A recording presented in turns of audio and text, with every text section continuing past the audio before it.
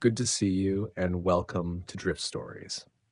Before we begin tonight's cozy story, I invite you to take a moment to get comfortable in your bed. Let your eyes soften, let your breath slow, and allow the day to gently fade away. You don't need to do anything, just listen and drift. The train hums softly as it slows through the pine-lined stretch outside Mora.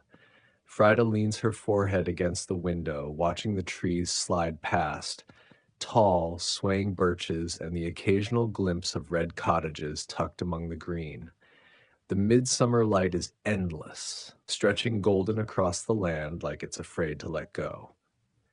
When the train stops, she steps onto the platform with a small canvas bag and a woven flower basket looped over her arm. The village is quiet, almost reverent. Only the chirp of birds and the distant hum of a car break the hush. She follows the gravel path past the old church and the tiny post office, her boots stirring little clouds of dust. The summer air smells of grass and something sweet, wildflowers maybe, or the first strawberries of the season. When she reaches the red cottage, her heart pulls in a way that's both gentle and sharp. It's just as she remembers. White trim around the windows, the wooden bench under the birch tree, the crooked mailbox with her grandmother's name still painted on the side, Elsa Anderson. Frida's fingers hover over the name for a moment, then move to the key in her pocket. The door creaks open and warm air greets her like a sigh. It smells like sun-warmed pine and a faint trace of cardamom. Dust floats gently in the long beam of light that pours in from the front window. She stands still for a moment, letting her eyes adjust. Everything is here. The blue ceramic bowl on the table, the framed embroidery that says "Live it ere new," life is now. A pair of gardening gloves lies folded beside a vase of dried lavender, untouched since last summer. Frida sets her bag down and opens the windows wide. The air shifts. A bird chirps from the apple tree. It feels like the house has been holding its breath, waiting. She makes a cup of tea and sits on the front step with it, legs stretched out, shoes kicked off. The gravel is warm under her heels. She closes her eyes and listens to the breeze in the trees, to her own breath slowing. "Frida," a voice calls from the lane. She opens her eyes to see Lena coming up the path, arms full of fresh-picked strawberries and wild daisies. Her curly brown hair bounces as she walks, and she grins like no time has passed at all. "You're really here," Lena laughs, dropping down beside her on the step and setting the basket between them. Frida leans in for a hug. "I wasn't sure I'd come. I was sure enough for both of us." Lena taps her on the arm. "We've got flowers to pick and pickled herring to eat. It's midsummer." Frida smiles, a little crooked. It feels different, without her. Lena's smile softens. "I know, but she'd want you here. She always said midsummer isn't about the past. It's about light and what's growing." They sit for a moment, eating strawberries straight from the basket, juice staining their fingers. "I saw Oscar this morning," Lena says, brushing her hands on her skirt. "He asked if you were back." Frida raises an eyebrow. "Oscar the baker?" "He still makes those cinnamon knots that melt your soul, and he still blushes when someone compliments his bread." Frida chuckles, and something inside her eases a little. "I could eat 10 of those." "Perfect. He's bringing a basket tomorrow for the feast. You can thank him in person." The sun dips just slightly toward the trees, casting long shadows across the grass, but the sky stays bright. In Sweden, the light lingers. Lena stands, brushing imaginary dust from her skirt. "Come by my place tomorrow morning. We're making flower crowns by the lake. You remember how?" Frida nods. "Muscle memory, I hope." Lena grins and walks backward down the path. Bring that Frida magic. We've missed it. When the quiet returns, Frida finishes her tea and goes inside. She opens the wardrobe to find her grandmother's linen apron, still smelling faintly of lilac. She presses it to her cheek before folding it gently and placing it on the table. Later, she sits by the window with her notebook open but unwritten. Outside, the wind rustles the birch leaves. The lake is hidden behind the trees, but she knows it's there, still and wide, reflecting the gold of a never-setting sun. Frida closes her eyes and listens. The cottage breathes with her again. The morning hums with quiet energy. Birds flit between the branches of the birch trees, and bees bob lazily over the tall grass. Frida ties her hair into a loose braid and tugs on her grandmother's old cardigan, the one with a patch on the elbow and wooden buttons that don't quite match. She walks the narrow path through the dew-dappled meadow, a woven basket swinging at her side. At the edge of the lake, where the reeds bend and dragonflies hover, she finds Lena crouched low, her fingers full of green stems and petals. "Good, you're here," Lena says, holding up a handful of bluebells and buttercups. "The crown won't make itself." Frida laughs and kneels beside her. The grass is damp beneath her knees, and the air smells like clover and lake water. She runs her hand through a patch of wild chamomile and starts picking gently. They work in easy silence, fingers weaving stems and tucking in blossoms. Lena hums a little tune under her breath, something old and familiar that Frida can't quite place. "Do you remember Midsummer when we were 9?" Lena asks. "You made a crown so big it kept falling over your eyes." Frida chuckles. "And Mormor added a headband under it to keep it steady. Sa said I looked like a flower queen with a helmet." She always had solutions for everything. Even things that weren't problems, Frida adds with a smile. When their baskets are full, they carry the flowers back to Lena's small red cottage at the edge of the forest.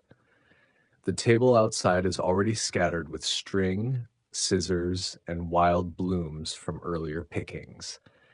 They sit side by side, weaving the first crowns. Lena's is thick with daisies. Frida chooses softer colors, pale pinks, tiny white buds, and little sprigs of lavender. The stems creak slightly as she winds them into shape. "It's peaceful here," Frida says. "It's like the air knows what to do without being told." Lena glances up. "That's the midsummer way. Everything just grows. You don't have to fix it, you just join in." Before Frida can reply, the sound of soft footsteps on gravel reaches them. She looks up to see a tall man approaching, a cloth-covered basket in one arm. Oscar. His beard is trimmed but wild at the edges, and his shirt sleeves are rolled to his elbows. He looks like he belongs in this village, as if he were shaped by it. "Morning," he says, voice low and warm. "Just in time," Lena calls. "We were starting to think the cinnamon knots were a myth." Oscar sets the basket on the table. "Still warm. Baked them at 5. Frida meets his eyes, and he gives her a quiet smile. "Nice to see you back, Frida." "You too," she says, trying not to fumble with the flower crown in her lap. Lena wastes no time unwrapping the basket, and the smell of cinnamon and cardamom drifts into the air. It's thick and sweet, like a memory made of sugar. They each take a bun, still soft, sugar crusted on top, the spiral golden and just slightly sticky. Frida pulls off a piece and pops it into her mouth. Her eyes close without thinking. "This is ridiculous," she murmurs. Oscar smiles. "They're better outside, I think. Morning light makes them taste right." Lena gestures at the crowns. "Join us?" "I've got deliveries soon," Oscar says. Then he pauses. "But maybe I have a few minutes." He sits across from them, takes a small bunch of flowers from the pile, and begins to weave. Frida watches his large hands move gently through the fragile stems, careful not to snap them. "You've done this before," she says. "Every summer," he replies. "My mother used to say no crown is complete without one imperfect piece." Frida tilts her head. "Why?" "To remind you it was made by hand, that it's real." They finish their buns slowly, conversation trailing into the quiet hum of bees and the occasional laughter of a child from somewhere down the hill. The table is now covered with finished crowns, some tidy, some wild. When Oscar stands to leave, he nods at Frida. "I'll see you tonight?" "At the green." "Yes." He walks away with his basket, the flower crown tucked under one arm. Frida watches him go, then turns back to the table. "He hasn't changed much," she says softly. "No," Lena agrees. "But neither have you. Not really." The breeze picks up, brushing through the birch trees and lifting the scent of cinnamon into the air once more. Frida breathes in deeply, then looks down at the crown in her hands. It's imperfect. It's beautiful. Afternoon spills gold across the village green. The grass is soft and freshly cut, and the birch trees cast dappled shadows that sway gently in the breeze. Frida walks slowly between the tables, arms full of folded linen napkins and a basket of candles wrapped in brown paper. Children dart through the trees with streamers, laughter trailing behind them like ribbons in the wind. A few villagers hum as they string up lanterns between poles. The air is thick with the smell of newly baked bread, cut grass, and lake water, warming under the sun. Frida sets the napkins on the long wooden table under the largest birch and smooths them out one by one. She feels the low hum of purpose in her chest, something quiet but good. The kind of feeling that doesn't announce itself but builds slowly, like water rising in a glass. Lena appears beside her with two mismatched pitchers, one filled with elderflower lemonade, the other with still warm lingonberry cordial. "You haven't forgotten how to fold napkins like little boats, have you?" Frida gives her a look. "I had a reputation, didn't I? The best in the village." Lena smirks. "Don't let me down." They work side by side, arranging cups and flowers, filling water jugs with slices of cucumber and mint. Around them, the green fills with soft noise, neighbors chatting, music playing low from someone's old speaker, birds calling lazily overhead. It feels like something out of time. Frida steps back to look at the table. It's almost too pretty to eat on. "It won't be by nightfall," Lena laughs. "Just wait until the kids get to the strawberry cake." Mentioning the cake makes Frida pause. She turns slightly, eyes scanning the green for a familiar face. "I should head back and start baking." "You're using her recipe, right?" Lena asks gently. Frida nods. "She wrote it in the margins of her gardening journal. I found it yesterday." Lena smiles. "Then it's going to be perfect." Back at the red cottage, the kitchen windows are open and the warm midsummer light spills across the wooden countertop.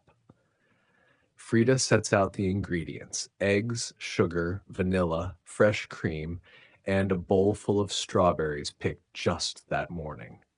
The scent is sweet and earthy, and the berries are still cool from the garden. She hums as she beats the eggs, the sound of the whisk echoing in the quiet house.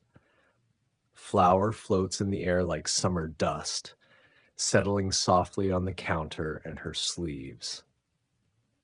When the sponge cake is baking in the oven, she takes a breath and looks around the kitchen. The apron string trails from her waist. The windows flutter. Everything feels suspended, still, and full. Just as she's layering the whipped cream, there's a soft knock at the open back door. It's Oscar, holding a shallow wooden box filled with lanterns wrapped in paper and strings of fairy lights. Didn't want to drop these in the grass, he says. Frida wipes her hands on her apron.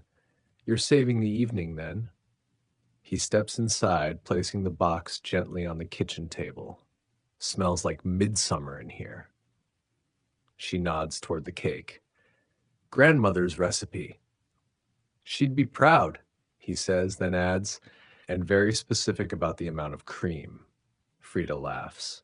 Too much is never enough. They work together in a quiet rhythm, checking the lights, untangling cords, and gently unfolding lanterns shaped like little suns and moons. She notices how careful he is with each one, how he presses gently at the corners to open them fully without tearing the paper. You've done this before, she says. Every year since I was 12. I used to climb trees to hang the highest ones. Frida hands him a folded star-shaped lantern. Still climbing? I choose reachable branches now, he says, his eyes glinting. Safer, less dramatic. They share a small smile. Later, as the sun begins to soften, they return to the green with arms full of lanterns and cake. The tables are nearly ready, the music a little louder now, the air warm and slow. Together they string the lanterns above the tables. One by one they sway into place, white and gold, round and star-shaped, catching the golden light like paper fireflies. When they finish, Frida steps back and takes it in. The village green, glowing under a sky that refuses to darken, lanterns dancing gently in the breeze, cups set, napkins folded like boats. And somewhere inside her, the quiet is starting to bloom into something else, something like belonging. The village green glows with life. Frida stands at the edge of it, just beyond the circle of tables and wild laughter, her hands gently curled around a glass of sparkling cider. Music drifts through the air, fiddles and flutes and someone's uneven tambourine. Children chase one another between trees, flower crowns askew, cheeks smudged with strawberry juice. The maypole rises tall at the center of the clearing, wrapped in vines and blossoms, the two rings hanging like sleepy eyes. Around it, neighbors dance in slow, looping circles, stepping and clapping, sometimes singing, sometimes just smiling. The midsummer sun hangs stubbornly above the horizon, casting a soft golden haze over everything. It feels like evening, but the light hasn't left. Lena waves from one of the tables, a slice of cake on her plate and her crown now sitting sideways on her head. Frida waves back, then sits in the grass beside the birch tree. The ground is warm, and the rhythm of footsteps on the earth nearby sends a quiet pulse through her legs. She runs her fingers through a patch of clover, her crown slipping slightly over her brow. Still fits, says a voice. She looks up. Oscar stands nearby with a plate of food, grilled salmon, potatoes, and a little corner of cake already missing. Frida taps her crown. It's barely holding on. He sits beside her, legs stretched long, boots brushing the edge of her blanket. That means it was made well. Loose crowns are the best kind. Is that a fact? It is tonight, he says, and takes a bite of salmon. They sit quietly for a while, letting the sounds of the celebration swell around them. Someone begins singing an old Swedish tune about frogs dancing and silly feet, and a chorus of giggles follows. Oscar leans back on his elbows. It's strange, isn't it? How this day always feels bigger than it should. Frida nods. Like it doesn't belong to the calendar. He glances at her. I used to think it was about the light, but now I think it's about the pause. Everyone stops. Everything glows a little. Frida looks down at her lap, brushing crumbs from her dress. It feels like she should be here. More. laughing too loud and wearing a crown so big it scared the cat. She is here, Oscar says simply. You're here. She presses her lips together and nods. A small child runs past them, shrieking with joy, trailing a string of ribbon. Someone lights a row of lanterns, and a soft hush of awe moves through the green as the tiny lights flicker to life, one by one. The music shifts into something slower, gentler. People begin pairing off, some dancing, others simply swaying. Frida watches them from the grass, not quite ready to move. Lena appears beside her, cheeks flushed and hair wild. They're about to start the folk songs. You coming? Frida hesitates. Lena crouches down and takes her hand. You don't have to know the steps, you just have to follow the rhythm. Frida laughs softly. That sounds like a metaphor. It's midsummer, Lena grins. Everything's a metaphor. Frida stands, brushing grass from her dress. Her feet feel light, her head a little airy from cider and sunlight. Oscar rises too, setting his empty plate on the edge of a nearby table. They walk to the maypole together, the soft music pulling them forward. Frida joins a circle of dancers, Lena at her left, Oscar just behind. The steps are simple. Left, clap, right, spin, laugh. The song is about summer and waiting and the joy of forgetting what time it is. Frida follows, her steps a little unsure at first, then steadier. She lets herself be guided by the rhythm, the light, the breath of everyone around her moving as one. The circle opens, narrows, opens again. Her hands find others. Her smile grows. The maypole sways slightly in the breeze, and the lanterns flicker against the soft blue sky. Frida lets go of the next step. She just moves. When the song ends, she's breathless but calm. The dancers break apart, laughing and spinning and leaning into one another. Oscar catches her eye. You didn't get lost. Frida brushes hair from her face. I followed the rhythm. He smiles. That's all there is.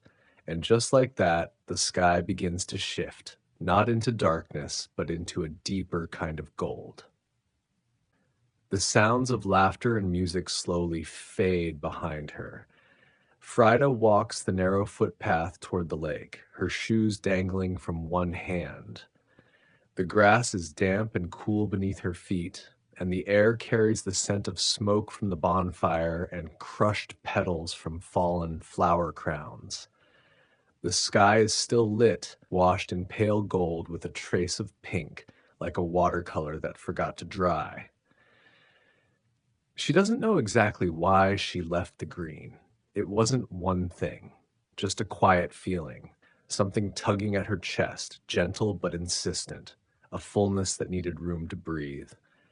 The lake appears through the trees like a mirror, still, wide, and open to the sky. She steps to the edge and lowers herself onto the old wooden dock, letting her legs dangle over the side. The water laps quietly against the posts. A dragonfly buzzes by, hovering near the surface before disappearing into the reeds. For a while, she says nothing, thinks nothing, just breathes. Then, without meaning to, she whispers aloud, I wish you could see this more. The wind brushes past her cheek as if in reply. She closes her eyes. The dock creaks softly beneath her. She remembers how her grandmother used to sit here in the evenings, a wool shawl around her shoulders, sipping tea and humming songs Frida never learned the words to. She would point out the first star and say, there it is, the one that listens. Frida smiles faintly. I don't think I'm ready to take her place, she says to the lake. But I didn't want it to be empty either. Behind her, footsteps on the path. She turns. Oscar approaches slowly, his flower crown in one hand, its petals wilting now in the cooler air. Didn't mean to interrupt, he says gently. Frida shakes her head. You didn't. He sits beside her on the dock, leaving just enough space between them for quiet to settle in. They both watch the water. It reflects the sky so perfectly that it's hard to tell where one ends and the other begins. I used to think this lake was magic, Frida says softly, like it knew things before I did. Maybe it still does, Oscar replies. You came here without telling anyone. She looks down at her toes, dipping just above the water. I didn't know what I was looking for. Did you find it? Frida doesn't answer right away. The breeze rustles the leaves behind them. Somewhere in the distance, someone begins to sing, softly alone. I think I found space, she says, and quiet, and people who remember her. Oscar nods. That's more than most. They sit in silence again. Not awkward, not heavy, just real. Frida turns toward him slightly. Why did you come after me? He glances at her, then out at the lake. Because sometimes people don't need to be alone, not unless they want to be. She nods. That feels true. Oscar lies back on the dock, hands behind his head, eyes on the slow shifting sky. You know, she talked about you a lot. Your grandmother. Frida lies down beside him, the wood warm against her back. She did? Every time I brought bread, always said you had a mind full of stories and a heart that won't settle for shallow things. Frida lets out a small laugh. That sounds like her. She also said you'd come back eventually. She left your flower press on the shelf by the fireplace. Frida swallows. Her throat feels tight. I thought she gave that away. She didn't, Oscar says. She said some things have to wait for the right season. The wind picks up gently, rustling the trees above them. The sky is turning lavender now, the light shifting again, softer. Frida sits up slowly, hugging her knees to her chest. Do you think we're allowed to be happy and sad at the same time? Oscar watches her. I think that's the only way we ever really are. She nods, then stands. The dock creaks beneath her feet. I should go back, she says. They'll be lighting the last lanterns. Oscar rises beside her. I'll walk with you. As they return down the path, the lake behind them glows faintly, like it's still listening, and maybe it is. Maybe it always has. The village green greets them with a gentle glow. Lanterns hang from the trees like low stars, swaying in the breeze. Their light is soft, golden, and warm, casting wide halos over tables now scattered with empty plates, flower stems, and cups half full with melting ice. The music has quieted to a mellow hum, is just a fiddle and a single guitar strumming a tune that no one needs to name. Frida and Oscar step from the path into the open, and a few heads turn, smiling without question. No one asks where they've been. No one needs to. The crowd gathers again around the maypole. The last dance of the night is a tradition. A slow spiral around the pole, arms linked, voices soft. It's not for show. It's not for steps. It's just for the feeling of togetherness before the light starts to fade.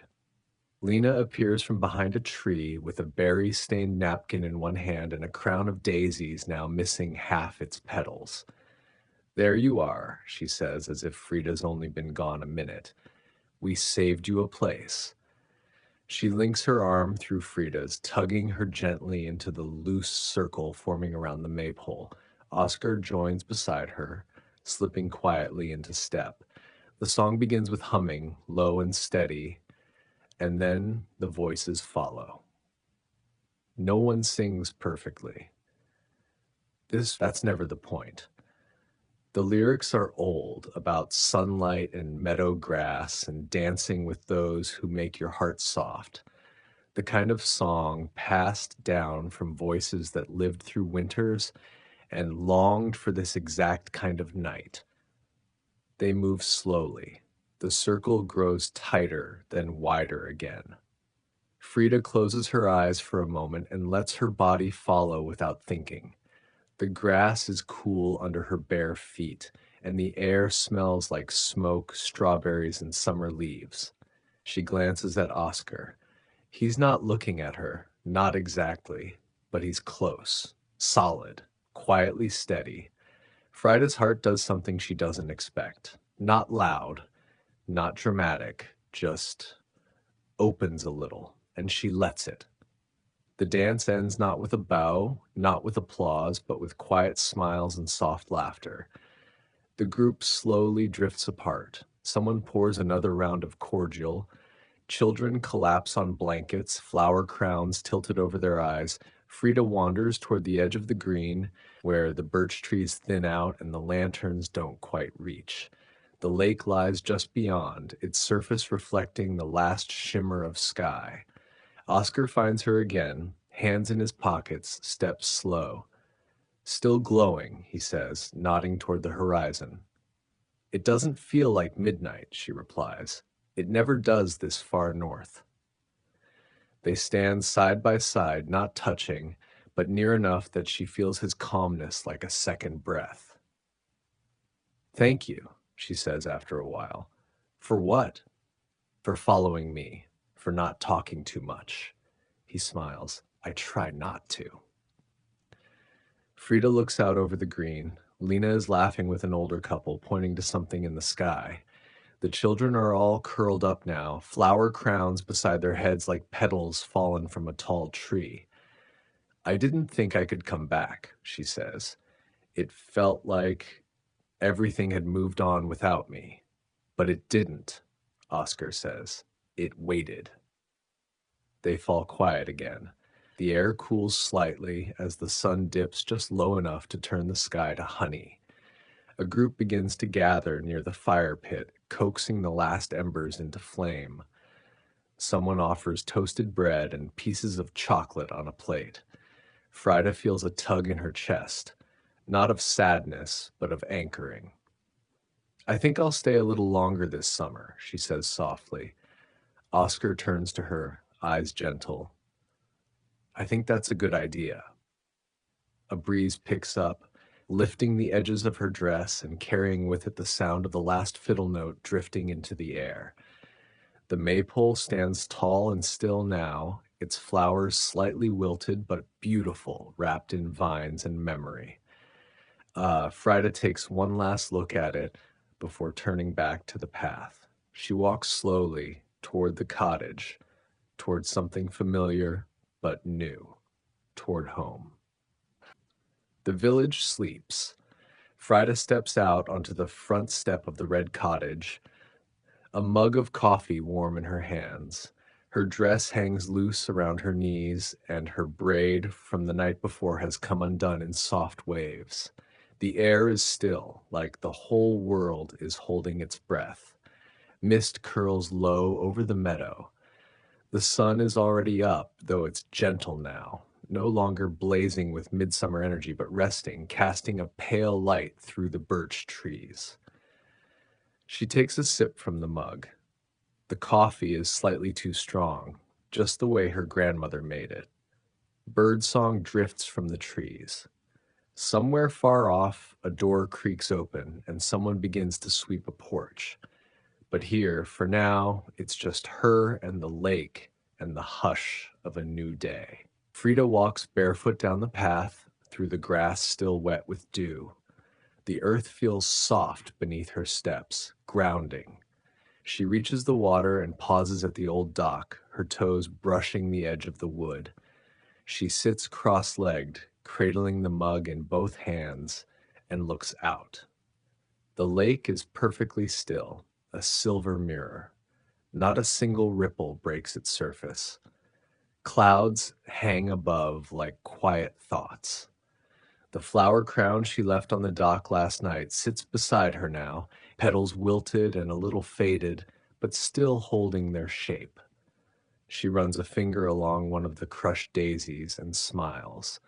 Last night comes back in flashes, the dancing, the laughter, Oscar's steady voice beside her, the scent of cinnamon and smoke in her hair.